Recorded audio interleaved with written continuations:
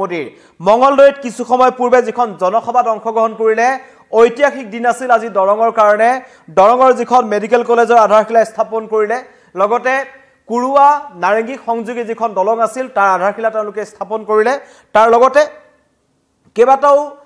Ring ৰোডৰ প্ৰকল্প তেওঁ আধাৰশিলা স্থাপন কৰিলে তাৰ পাছত যি ভাষণ দিলে তাত প্ৰধানমন্ত্ৰী নৰেন্দ্ৰ মোদীয়ে স্পষ্টকৈ এটা কথা ক'লে যে অসমত চলি থকা উচ্ছেদলৈ পূৰ্ণ সমৰ্থন আছে লগতে বিৰোধী কংগ্ৰেছক তীব্ৰ সমালোচনা প্ৰধানমন্ত্ৰী নৰেন্দ্ৰ মোদীৰ তেওঁ কৈছে কংগ্ৰেছৰ দিনত আতংকময় পৰিৱেশ আছিল এখন অসমত আৰু কংগ্ৰেছৰ কাৰ্যকালত সন্ত্ৰাসবাদী উগ্ৰপন্থীৰ শক্তি বৃদ্ধি পাইছিল কংগ্ৰেছৰ দিনত অনুপ্ৰৱেশকাৰী আহিছিল আৰু অসমৰ মাটি অসমৰ চৰকাৰী মাটি বনাঞ্চলৰ মাটি ভিজিআৰ পিজিআৰ ভূমি সকলো কংগ্ৰেছৰ দিনত অনুপ্ৰৱেশকাৰী গতাই দিয়া হৈছিল কংগ্ৰেছ চৰকাৰৰ দিনতেই অনুপ্ৰৱেশকাৰীসকলে তাত ঘৰ বান্ধিছিল আৰু সকলো দেখিও কংগ্ৰেছ চৰকাৰে কোনো ধৰণৰ কাম কৰা নাছিল যেতিয়া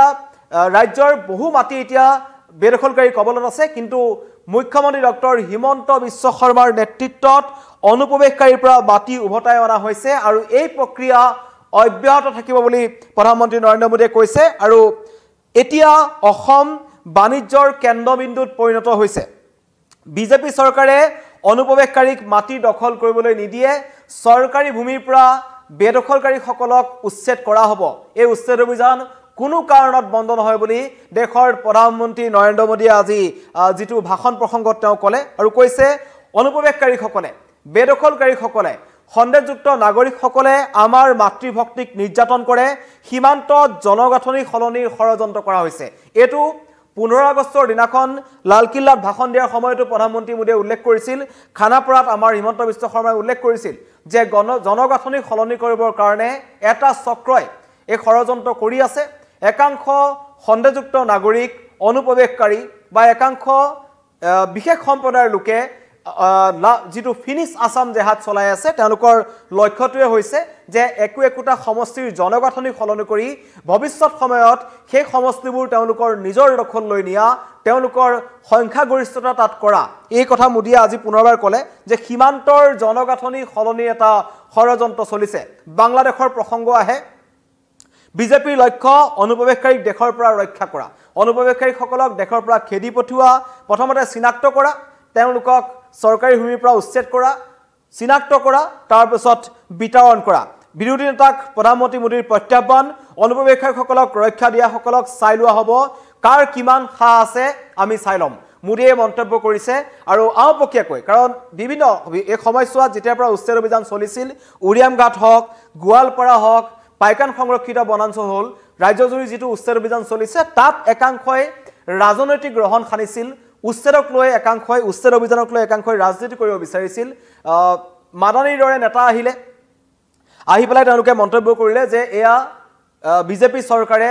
সংখ্যালঘু লোকসকলক বিশেষ সম্প্ৰদায়ৰ লোকসকলক মিয়া লোকসকলক তেওঁলোকে টাৰ্গেট কৰি লৈছে অমানৱীয় আখ্যা দিছিল কিন্তু তাৰ মাজতেই আজি দ্বিতীয় দিনা প্ৰধানমন্ত্ৰী মোদীয়ে মঙ্গলদৈ বিশাল জনসভাত অংশগ্ৰহণ কৰি এটা কথা স্পষ্ট কৰি দিলে যে ৰাজ্যৰ উচ্ছেদ অভিযানলৈ কেন্দ্ৰীয় চৰকাৰৰ সম্পূৰ্ণ সমৰ্থন আছে কংগ্ৰেছৰ দিনত যি অঞ্চলত উচ্ছেদ অভিযান উচ্ছেদ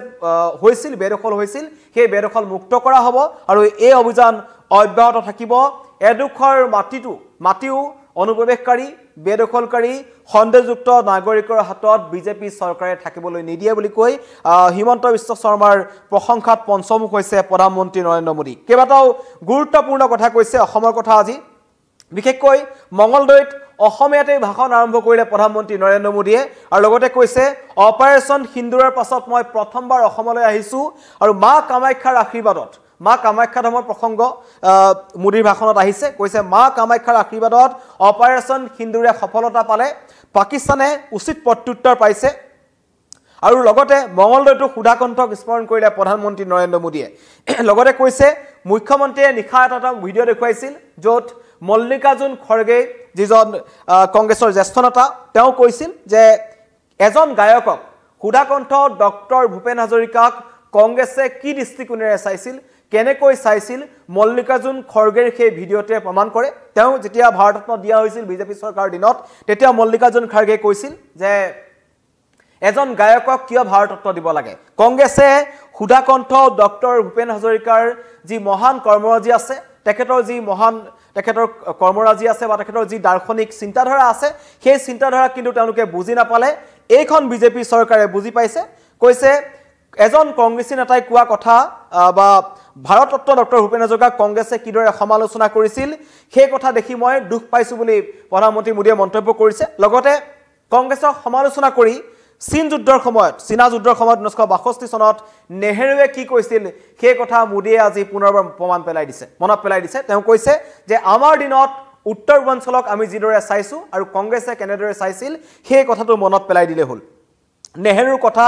আজিও উত্তৰ পূববাসীয়ে পাহৰা নাই কৈছে এইখন কংগ্ৰেছে অসমৰ সুপুত্ৰ ডক্টৰ ভূপেন হাজৰিকাক অপমান কৰিছিল ভূপেন দাক কংগ্ৰেছে অপমান কৰাক লৈ খৰব হৈছে প্ৰধানমন্ত্ৰী আৰু কৈছে যে সুধাকণ্ঠ ডক্টৰ ভূপেন হাজৰিকা ভাৰতৰত্ন ডক্টৰ ভূপেন হাজৰিকাক কংগ্ৰেছৰ দিনত বা কংগ্ৰেছে তেওঁলোকক যিমানখিনি উচিত সন্মান দিব লাগিছিল সেই সন্মান তেওঁক নিদিলে পাছৰ পৰ্যায়ত বিজেপি চৰকাৰে আহি তেখেতক যথোচিত সন্মান দিছে অসম সন্তানগৰাকীক লগতে অসমৰ চাহৰ কথাও কৈছে কিন্তু অত্যন্ত গুৰুত্বপূৰ্ণ কথা কৈছে যে এতিয়া it's time for north east এতিয়া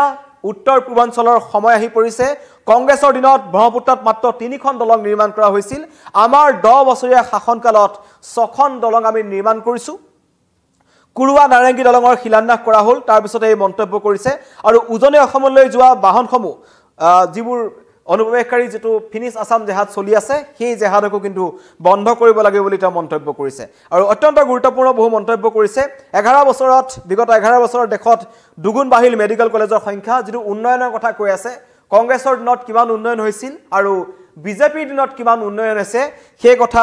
পুনৰবাৰ অসমবাসী ৰাইজক প্ৰধানমন্ত্ৰী নৰেন্দ্ৰ মোদীয়ে মনত পেলাই দিছে কিন্তু অত্যন্ত গুৰুত্বপূৰ্ণ কথাটো কৈছে যে অনুপ্ৰৱেশকাৰীৰ কাৰণে এইখন চৰকাৰ কঠোৰ কোনো কাৰণত অনুপ্ৰৱেশকাৰীক অসম তথা ভাৰতত থাকিবলৈ দিয়া নহব আৰু এতিয়া যি উচ্ছেদ অভিযান চলি আছে সেই উচ্ছেদ অভিযান অব্যাহত থাকিব অনাগত প্ৰত্যেকটো সমষ্টিতে 126টা সমষ্টিত উচ্ছেদ অভিযান চলিব আৰু চৰকাৰী ভূমিসমূহ বেদখল মুক্ত কৰা হ'ব প্ৰধানমন্ত্ৰীৰ মন্তব্য আহিছে আমি শুনাব বিচাৰিছো हेमंता जी के नेतृत्व में असम में लाखों बीघा जमीन घुसपैठियों से मुक्त की जा चुकी है दरांग जिले में भी बहुत बड़ी जमीन से कब्जा हटाया गया है यहां गोरूखुंटी इलाके में कांग्रेस के समय घुसपैठियों का कब्जा था आज वो जमीन वापस ले जा चुकी है अब वहां किसानों के लिए वहां के नौजवान अब कृषि सैनिक बनकर खेती कर रहे हैं सरसों मक्का उड़द तिल कद्दू सब कुछ वही उग रहा है यानी जो जमीन कभी घुसपैठियों के कब्जे में थी आज वही जमीन असम के कृषि विकास का नया केंद्र बन गई है साथियों भाजपा की सरकार घुसपैठियों को देश के साधनों संसाधनों पर कब्जा नहीं करने देगी भारत के किसानों भारत के नौजवानों हमारे आदिवासियों का हक हम किसी को नहीं छीनने देंगे ये घुसपैठिए हमारी माताओं बहनों बेटियों के साथ अत्याचार करते हैं ये नहीं होने दिया जाएगा घुसपैठियों के माध्यम से बॉर्डर के इलाकों में डेमोग्राफी बदलने की साजिशें चल रही है ये राष्ट्रीय सुरक्षा के लिए बहुत बड़ा खतरा है इसलिए अब देश में एक डेमोग्राफी मिशन शुरू किया जा रहा है भाजपा का लक्ष्य है घुसपैठियों से देश को बचाएंगे घुसपैठियों से देश को मुक्ति दिलाएंगे और मैं उन राजनेताओं को भी कहना चाहता हूं आप जो चुनौती लेकर के मैदान में आए ना मैं सुना तान करके उस चुनौती को स्वीकार करता हूं और लिख लो मैं देखता हूं घुसपैठियों को बचाने में तुम कितनी ताकत लगाते हो और घुसपैठियों को हटाने में हम कैसे अपना जीवन लगा देते हैं। हो जाए मुकाबला। घुसपैठियों को बचाने के लिए निकले हुए लोगों को भुगतना पड़ेगा। मेरे शब्द सुन के रखो, ये देश उनको माफ नहीं करेगा। प्रधानमंत्री मुखत गरुखुटिर कथा कैसे गरुखुटित कांग्रेसर दिनत अबाध बेदखल হৈছিল আৰু বিজেপি सरकार दिनत गरुखुटिर माटी बेदखल मुक्त কৰি পুনৰ অসমৰ কৃষকক গটাই দিয়া হৈছে। তাত নতুনকৈ কৃষি কাৰ্য আৰম্ভ হৈছে। গৰুখুটিৰ প্ৰকল্পত নতুন নতুন কাম আৰম্ভ হৈছে আৰু অসমৰ মাটিত কোনো কাৰণত অনুপ্ৰৱেশকাৰীসকলক থাকিবলৈ দিয়া নহব বুলি প্ৰধানমন্ত্ৰী মোদীয়ে হুংকাৰ দিছে। আৰু লগতে মুখ্যমন্ত্ৰী ডক্টৰ হিমন্ত বিশ্ব শৰ্মাক তেওঁ প্ৰশংসাৰে উপচাই পেলাইছে যে হিমন্ত বিশ্ব শৰ্মাৰ দিনত এতিয়া বেদখলকাৰীসকলৰ পৰা চৰকাৰী ভূমিসমূহ আনি পুনৰ বনাঞ্চলৰ মাটিত গটাই দিয়া হৈছে বা গছপুলি ৰোপণ কৰা হৈছে বা যিসকল অসমৰ কৃষকৰ মাটি আছিল পুনৰ অসমৰ কৃষকসকলে তাত খেতি কৰিব পাৰিব। এয়া এক নতুন পৰিৱেশৰ সৃষ্টি হৈছে অসমত। কাৰণ আগতে কংগ্ৰেছৰ দিনত তেনেকুৱা নাছিল। কংগ্ৰেছৰ দিনত প্ৰধানমন্ত্ৰীয়ে কোৱা মতে কেৱল অনুপ্ৰৱেশকাৰী দপদপনি আছিল, এটা বিশেষ সম্প্ৰদায়ৰ লোকৰ দপদপনি আছিল আৰু সেইসকলে লাহে লাহে আমাৰ জনগাঁথনি সলনি কৰিব বিচাৰিছিল আৰু সেই চক্ৰান্ত এতিয়াও অব্যাহত আছে। সেইকাৰণে কেৱল ইয়াৰ আগত যিখিনি অঞ্চলত চলিছিল সকলো অঞ্চলত এতিয়া উচ্ছেদ অভিযান চলি যাব, উচ্ছেদ অব্যাহত থাকিব আৰু সীমান্তৰ জনগাঁথনি সলনিৰ যিটো ষড়যন্ত্ৰ সেইটো বিজেপি চৰকাৰে কোনো কাৰণত তেওঁলোকক সেই লক্ষ্যত উপনীত হ'বলৈ নিদিয়ে। আৰু বিজেপি চৰকাৰৰ দিনত উত্তৰ অঞ্চলৰ পৰা উগ্ৰপন্থীৰ সমস্যা নাইকিয়া হৈছে। কংগ্ৰেছৰ দিনত অসমত এটা আতংকময় পৰিৱেশ আছিল বুলি প্ৰধানমন্ত্ৰীয়ে কৈছে আৰু লগতে কৈছে অসমৰ গামোচাখনৰ কথা, যিখন গামোচা আমি প্ৰধানমন্ত্ৰী নৰেন্দ্ৰ মোদীৰ ডিঙিত দেখি থাকোঁ।